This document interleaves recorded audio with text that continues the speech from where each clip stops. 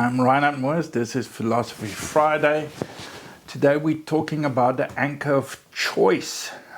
Do you have a choice? I believe you do. Well, there's a little bit of morality. The second section, or section, let's call it morality B, but really choice A. It's also quite personal to me.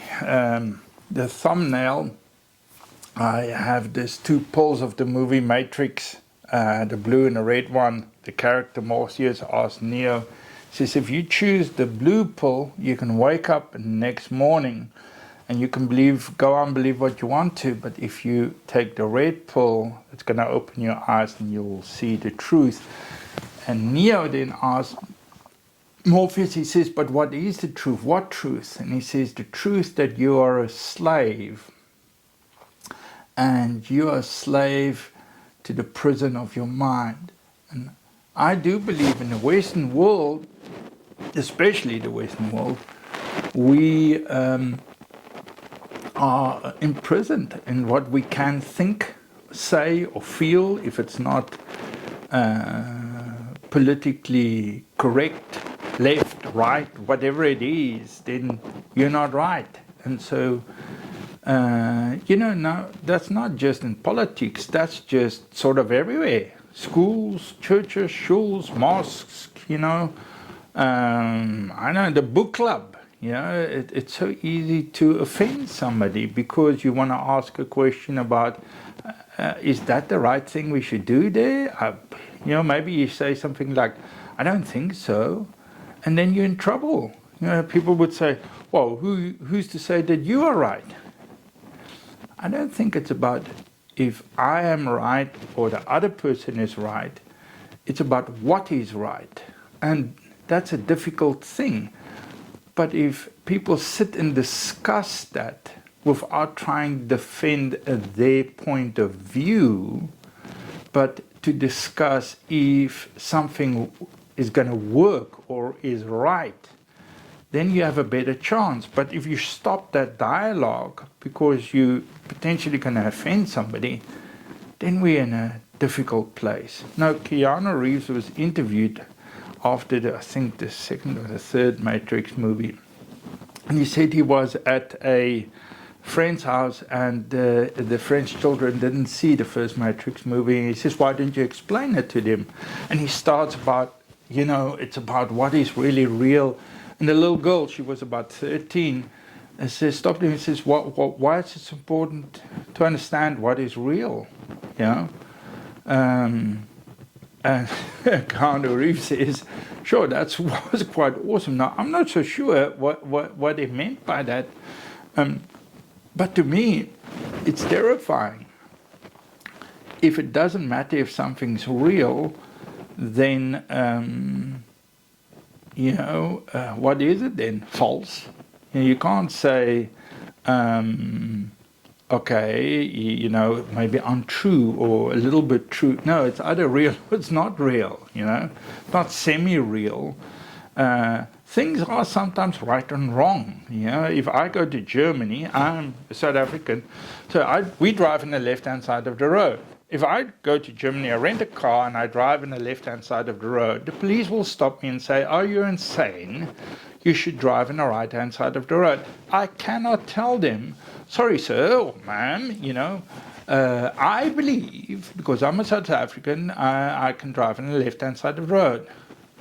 That's not how it works, I can't even say, well, I can drive in the middle of the road. No, there I have to drive on the right-hand side of the road. That's how it works. So, okay, well, that's a bit extreme of an example. Those are sort of technical stuff. Social stuff is a little bit more flexible. What is true, what is moral, what is right. So, let me show you one or two photos about these things. I said this before. I sometimes get into trouble, or I'm not popular, because I might ask somebody or disagree and say, I don't think that's the right thing or wrong, or I say that's wrong. And I think I sometimes need to learn to be a bit more understanding or kind, and I try. But if we not respectfully can say, I don't think that's right, or can we discuss it, or why do we do it that way? You can't just say somebody's difficult because they ask. Then, fascism is right. Then Stalin was right. Then, Mussolini, Hitler, Pol Pot, what you want to go? Genocide, South Africa? You want to go xenophobic attacks? Even South Africa. Is apartheid right? No, it's not. It's wrong. Certain things are wrong. They're not open for debate.